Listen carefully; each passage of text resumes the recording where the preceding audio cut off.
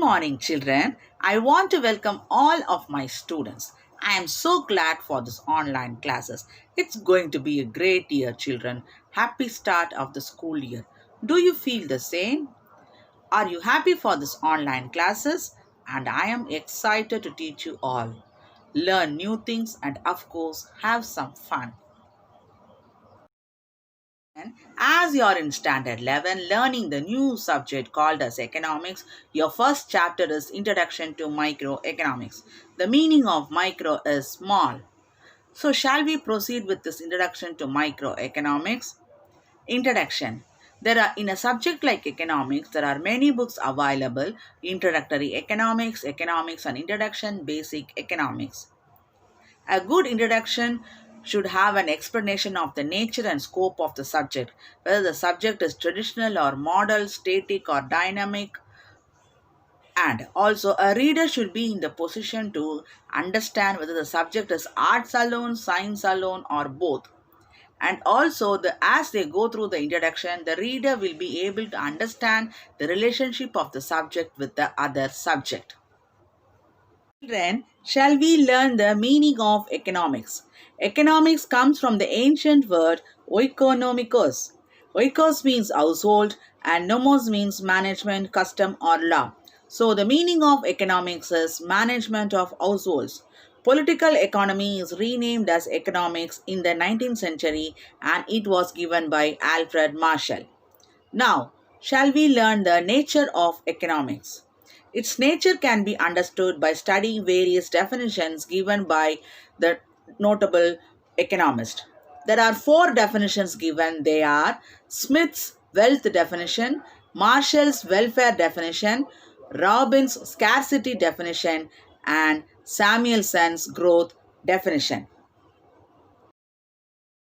Children, shall we learn the definition given by Adam Smith, and it is called as wealth definition. So Adam Smith, he has written his book An Enquiry into the Nature and Causes of Wealth of Nation, and in that book he defines economics as the science of wealth. That means he concentrates only on wealth. He says that if a person is living, he is living only to earn more and more money and more wealth. For that purpose is only he is living. And also he says that how a nation's wealth can be created and increased. And he concentrates only on wealth. And he states that every man is motivated by his self-interest. He states that every man is motivated by his self-interest, and that is what each person works for his own good. Each person works for his own good. Shall I say again? Adam Smith concentrates only on wealth, and he has said that nation's wealth can be, he has given importance to nation's wealth, and he has given ideas to improve wealth and to increase wealth. And he also says that each person works for his own good.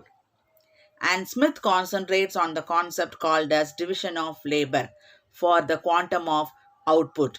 That is, division of labor means dividing the work into different persons so that each person becomes specialized in that particular process, and that is known as division of labor.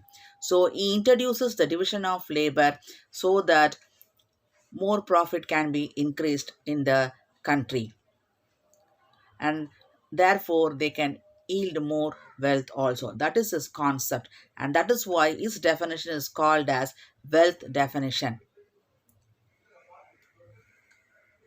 Children, shall we learn the criticism of wealth definition? Other authors criticize Adam Smith's wealth definition. They say that his definition concentrates only on material wealth.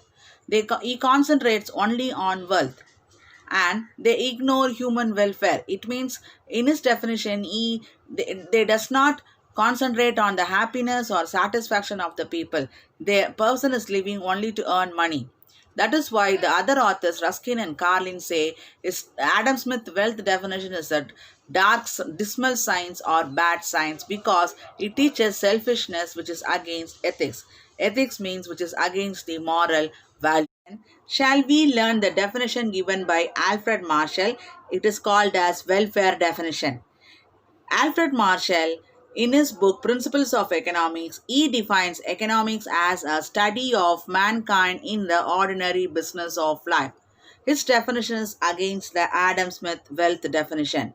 He concentrates on one side a study of wealth, on the other more important side a study of man. Now, shall we learn the features of Marshall's definition? That is, the first feature will be man promotes primarily welfare and not wealth. A man is living his life not only to earn more money but also for his happiness or for satisfaction. That is what man promotes primarily welfare and not wealth. Ordinary people who are moved by love, they are not directed or guided by the desire to get monetary benefit. That is the science of economics. And the next one only, economics is a social science. It deals with the people who influence one another. These are the features of Alfred Marshall's welfare definition. Then, shall we learn the criticism of Alfred Marshall's welfare definition? Marshall regards only material things. He does not concentrate on the immaterial services done by a doctor and teacher, etc. Then, in the theory of wages, Marshall ignores the amount of money that goes as the reward for the services of immaterial services. He does not consider the services of doctor and teacher, etc. Welfare varies from person to person, country to country, and one period to another. Marshall's definition is based on the concept of welfare. And, for example, things like liquor, that they are not capable of promoting welfare, but the government allows them to sell it in the market and they command a price. And that is what welfare varies from one person to another person, one country to another country. Welfare means happiness or comfortable conditions of a people, of a group, individual or group of people. So welfare does not depend on the stock of wealth, but it depends on the political, social, cultural conditions of the people. Children, shall we learn the next definition called as scarcity definition, which has been given by Lionel Robbins. So Lionel Robbins, he has given the economics definition as economics is a science which studies human behavior as a relationship between ends and scarce means which have alternative uses. It means we are going to satisfy our wants with the less things and which can be used for many purposes, and that is the meaning of its definition. Now, the features of Robbins' definition. Ends refers to human wants. Human beings have unlimited number of wants, but the resources are limited. How we are going to satisfy our wants? They are very limited. That is, the means are very limited. Time, labor, material, they are very limited, and that is why an individual will grade his wants and satisfies first his most urgent want. That is why Robbins says that economics is a science of choice. And shall we learn the criticism of Robbins' definition? Robbins does not make any distinction between goods inducive to human welfare and goods that are not. That is, in the production of rice and alcoholic drink, scarce resources are used. But the rice production gives more welfare, but the alcohol does not give any welfare. Second one, Robbins reduces economic theory to the nearly to the theory of resource allocation. It means economics deals not only with the micro aspect but also with the macro aspect, like how national income is generated. Robbins' definition does not cover the theory of economic growth and development. It means it concentrates only on the human behavior. Children, shall we learn the last definition which has been given by Samuelson, and this definition is called as growth definition.